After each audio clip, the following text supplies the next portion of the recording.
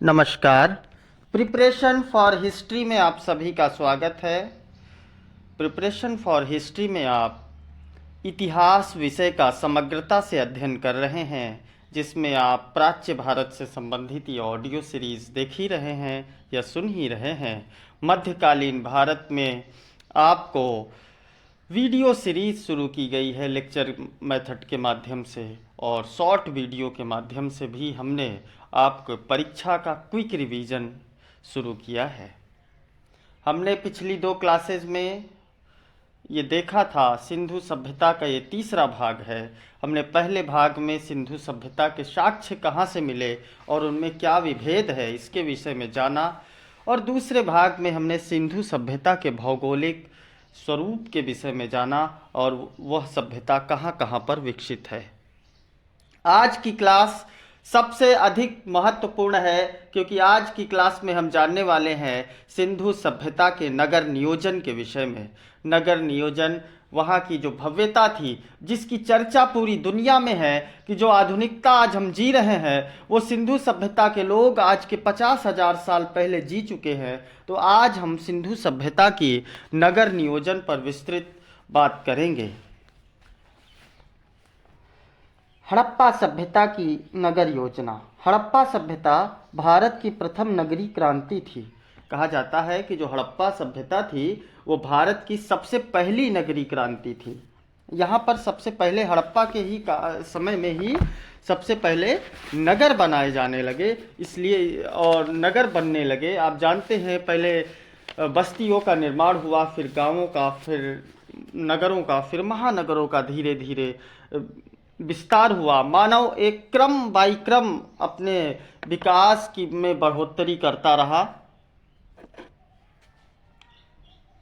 यद्यपि यह आद्य ऐतिहासिक काल में घटित हुई। ये जो घटना है यह आद्य इतिहास काल में घटित हुई। ऐसा इतिहास काल जिसका लिखित विवरण हमारे पास उपलब्ध नहीं है, और यदि है भी तो उसे हम पढ़ नहीं सकते। जो कुछ है हमारे पास, यहाँ का लिखित विवरण है हमारे पास, यहाँ की स्क्रिप्ट को हम पढ़ नहीं सकते, डिकोड नहीं कर सकते, वो आद्य इतिहास काल के अंतर्गत में आएगा।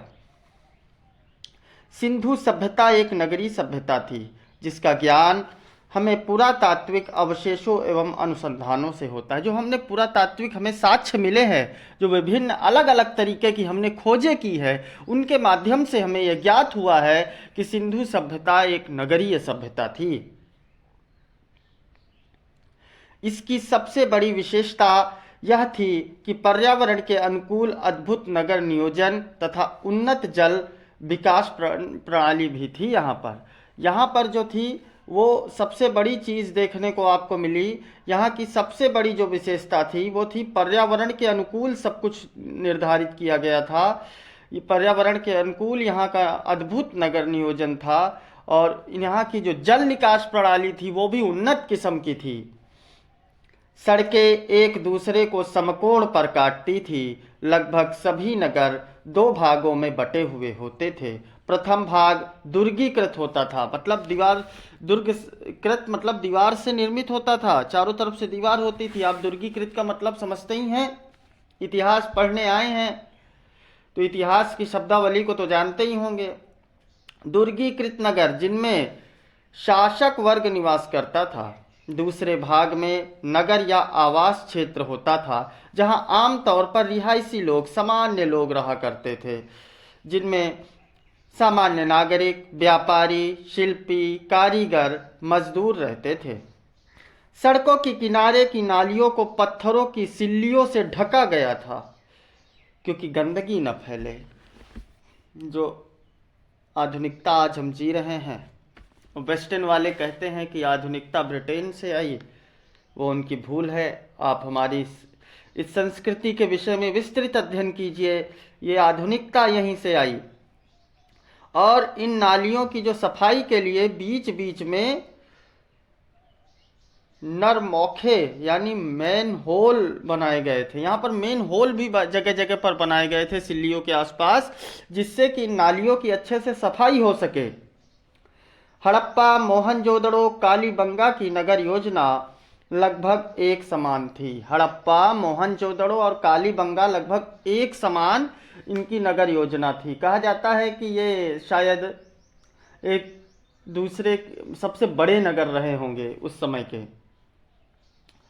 कालीबंगा व रंगपुर को छोड़कर सभी में पकी हुई ईंटों का प्रयोग हुआ है।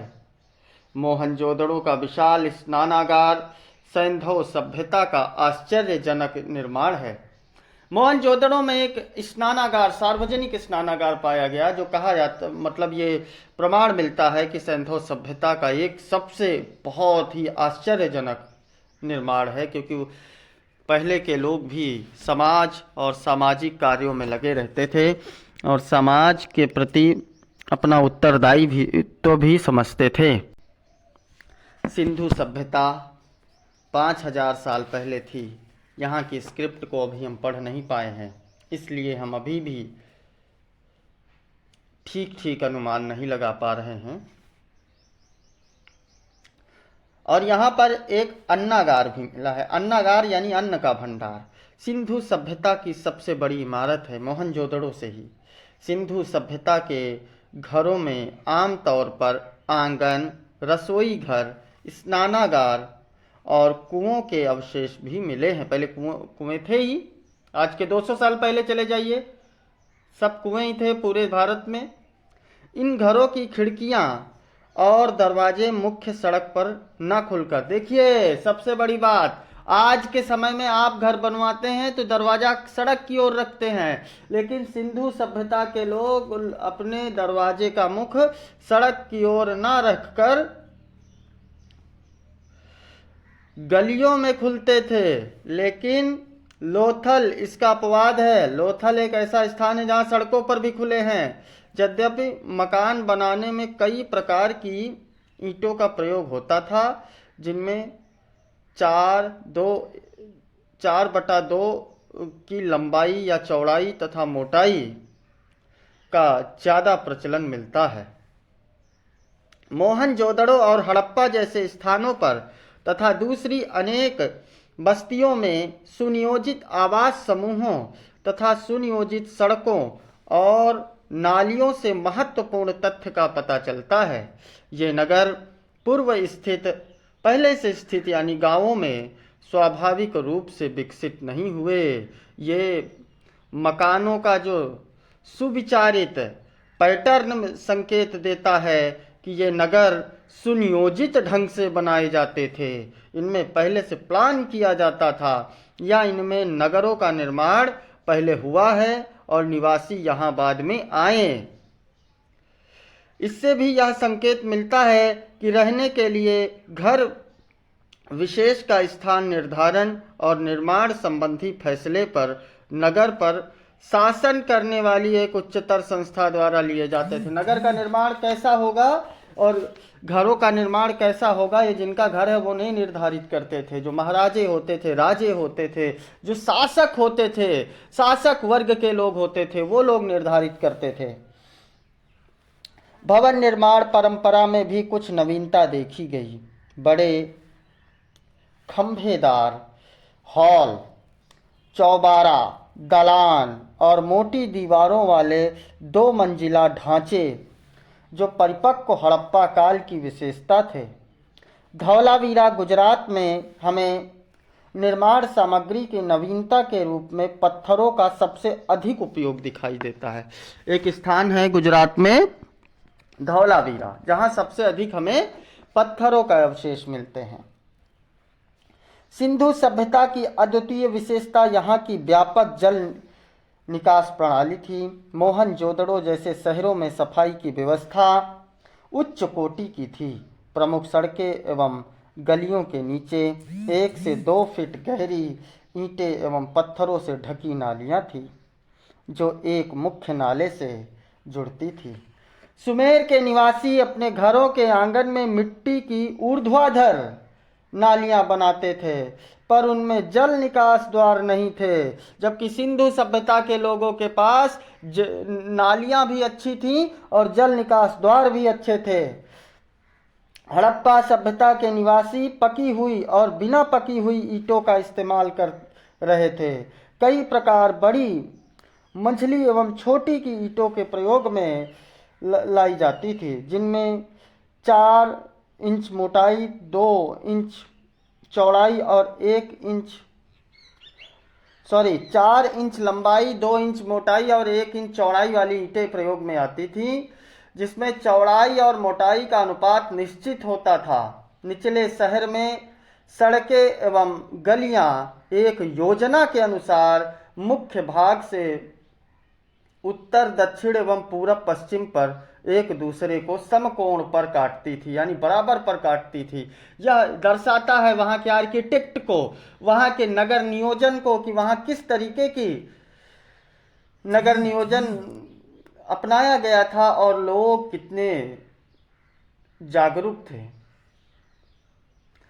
काटती थी और नगर को अनेक वर्गाकार यानी चतुर्भुज आकार खंडों में विभाजित कर देती थी या बांट देती थी।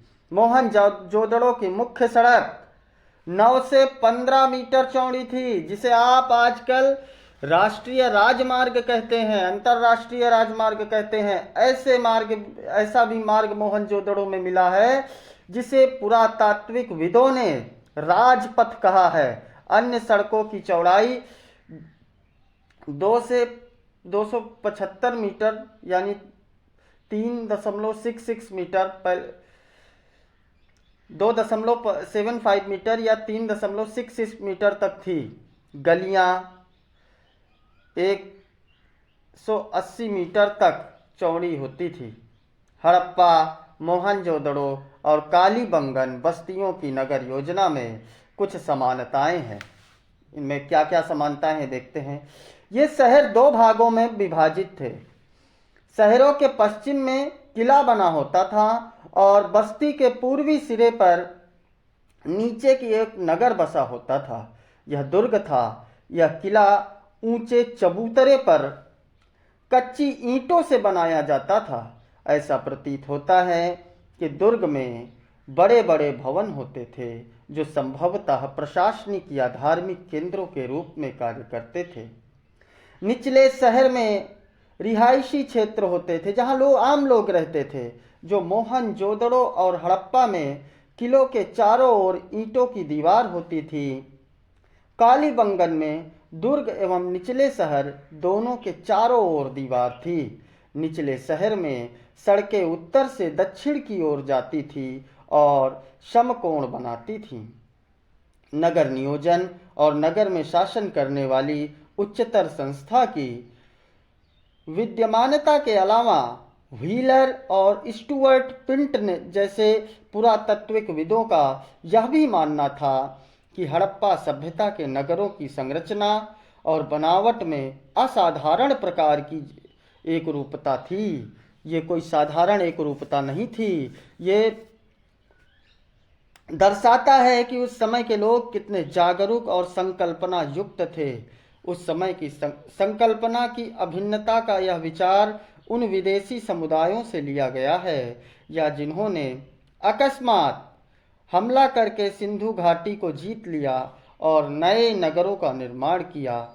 भिन्न भिन्न यानी अलग अलग परिस्थितिकी तंत्र की विद्यमानता यानी मौजूदगी में प्रस्तुत भौगोलिक क्षेत्र और संसाधनों की तकनीकी जिसे हम को सीमितता देखते हुए आजकल विद्वान इन विचारों को अस्वीकार कर रहे हैं। जैसे देखते हैं कौन कौन से विचारों को विद्वान अस्वीकार कर रहे हैं। मोहनजोदड़ो के एक भाग मोनार क्षेत्र में सड़कों तथा इमारतों को पंक्तिबद्धता एक पंक्ति में इमारतों को रखा गया, जिसे पंक्तिबद्ध बोलेंगे हम। पंक्तिबद्धता शेष क्षेत्रों में बिल्कुल अलग है। मोहनजोदड़ो का निर्माण एक सी सपाट इकाइयों में नहीं हुआ था। वास्तव में इसका निर्माण अलग अलग समय में हुआ। हड़प्पा और मोहनजोदड़ो के विपरीत कालीबंगन में कच्ची ईंटें प्रयोग की गई हैं। कोट दीजी और आमरी जैसी बस्तियों की किलेबंदी नहीं थी। कोट दीजी और आमरी जैसी बस्तियों की किलेबंदी नहीं थी। लोथल की बस्ती आयताकार थी, जिसका कोई आंतरिक विभाजन नहीं था, मतलब अंदर से कोई विभाजन नहीं था, एक ही तरह की थी, छोटी बस्ती रही होगी। लोथल एक बंदरगाह था। यह बस्ती चारों तरफ से ईंट की दीवार से घिरी थी, अर्थात दुर्ग और निचले शहर में अलग अलग नहीं किया गया था, यानी विभाजन नहीं था। कच्छ के रण में सुरकोटदा नामक बस्ती 2 बराबर हिस्सों में बटी हुई थी, और जहां के निर्माण में मूलतः कच्ची मिट्टी की ईंटों का निर्माण, कच्ची मिट्टी की ईंटें हैं और मिट्टी के ढेलों का इस्तेमाल किया गया था। बहुत सी बड़ी और महत्वपूर्ण इमारतें निचले शहर में स्थित थी। निचले शहर के मकानों के आकार प्रकार में विविधता यानी अलग अलगपन देखने को मिलती है। एक कोठरी वाले मकानों से लेकर आंगन और 12 कमरों तक वाले मकान यहाँ पर मिले हैं। एक कोठरी का मकान भी मिला है कि 3 कोठरी के मकान भी मिले हैं, लेकिन यहाँ पर 12 कोठरियों के भी मकान मिले हैं। और अधिक बड़े मकानों में कुएं, शौचालय एवं मूसल-खाने भी थे। कुछ मकान 2 से 3 मंजिल के भी होते थे। यह निश्चित रूप से कहा जा सकता है कि लोग अमीर गरीब में बटे हुए थे। इन मकानों का नक्शा लगभग एक जैसा था। एक चौरस प्रांगण और चारों तरफ कई कमरे होते थे। घरों में प्रवेश के लिए संकीर्ण गलियों से जाना पड़ता था। सड़क की तरफ कोई खिड़की नहीं होती थी।